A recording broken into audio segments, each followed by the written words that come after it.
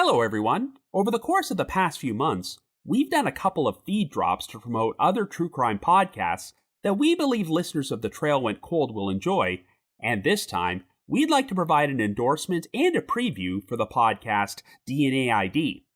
The host, Jess Betancourt, also covers cases where the trail went cold until the advent of forensic genealogy.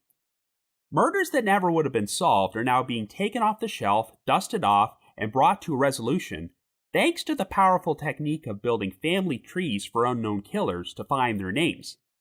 In DNA ID, Jess gets all the details and relays the full story of what really happened behind the scenes to nail the bad guy, so you'll never be left wondering who did it. Jess also devotes episodes to John and Jane Does identified by forensic genealogy, bringing answers to the families of missing loved ones at long last. Given that The Trail Went Cold recently dropped our 6th update episode about cases from our show which have been solved, we thought you might appreciate a podcast which is made up entirely of these types of stories. I am about to play a short preview of one of Jess's episodes, which is episode 122, The Case of Patti Stichler. After you listen, head on over to your favorite podcast app and be sure to subscribe to DNA ID. Jess has well over 100 episodes available to binge right now. If you like highly detailed and thoroughly researched podcasts, you will love DNA ID. Season 5 debuts January the 20th, 2025 with all new episodes. Enjoy the preview. This is Jess Betancourt, host of the podcast DNA ID, which is about cold cases and Doe identifications solved by forensic genealogy. You're about to hear a 3-minute preview of the case of Patti Stichler, who was murdered in 1985 in a shocking, brutal stabbing. This case stymied investigators for years until forensic genealogy provided the lead investigators needed to close the case. After you listen to this preview, find DNA ID on your favorite podcast platform and search up episode 122 to hear how the story ends. Enjoy the preview, and thanks for listening. It was 1985. Barely, though. It was January 2nd, the beginning of a new year full of promise and potential for Patti Stichler and her 3 daughters. The girls were on winter break from school, and it was cold and dark in the middle of the night in Sylvania, Ohio. But 11-year-old Andrea woke up and needed to use the bathroom. When she did, she noticed her mom's door was open and the TV was on. But it was very, very late. Patti must have fallen asleep. Andrea walked into her mom's room. Patti lay on the floor between the foot of the bed and the dresser. She was face up and mostly naked. Blood was everywhere. Avoiding the blood on the floor and bed, Andrea got to her mom and touched her hair, the only part of her that didn't appear bloody. Patti still looked like Patti, but her vacant eyes just stared upwards. She had a gaping cut on her cheek, and she didn't move. "Mommy, wake up," Andrea said. Nothing. Quick-thinking little Andrea raced to the phone and called her dad, Greg.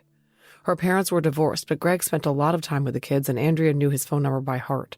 She told him, "I'm really scared. I looked into Mommy's room and I saw blood." After some back and forth, Greg told her he would call the police, but she should immediately call the neighbor they were friends with, Mrs. Johnston, and ask her to come over, and not let her sisters leave their bedroom. Andrea called and woke Mrs. Johnston up. She said, "My mom's all bloody. I think she's dead." Greg, absolutely frantic, hung up with Andrea and called the Sylvania Township, Ohio police, reporting a woman injured with lots of blood at 5055 Brent Haven Drive. His call came into dispatch at 1:49 a.m. After he called the police, he called the house back and kept Andrea on the phone. Meanwhile, the neighbor, Mrs. Johnston, rushed over to Patti's and knocked on the front door, which was locked. Seeing her, Andrea unlocked it and let her in. Mrs. Johnston spoke to Greg briefly on the phone and then went into the master bedroom. Then she walked right back out and went outside to await the police, whose lights she could see approaching. Sylvania Township Patrolman Frank Glinka was on the scene at 5055 Brent Haven Drive by 1:52 a.m., responding to the call of a woman down. Mrs. Johnston led him into the house. 3 little girls were in the first bedroom. 2 were in bed and 1 was standing in the doorway. That was Andrea, the one who had found her mom.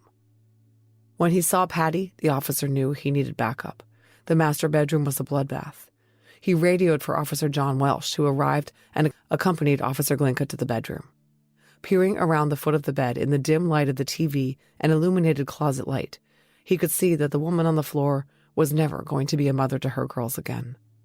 When the rescue squad arrived and Commander George Milliere took a look at Patti, he didn't need to check for a pulse. There was nothing to be done. Officer Glinka quickly ushered Mrs. Johnston and Patti's 3 girls, Andrea, Kirsten, and Elise, out of the house. But first, he let the 2 little ones use the bathroom. He then carried Elise and Kirsten, with Andrea and Mrs. Johnston following close behind. He put them all in his squad car and drove them down the block to Mrs. Johnston's house. In the meantime, Officer Welsh noticed the phone was off the hook in the house. He picked it up and asked if anyone was there. Greg was on the other end and he was hysterical. He asked if the girls were safe.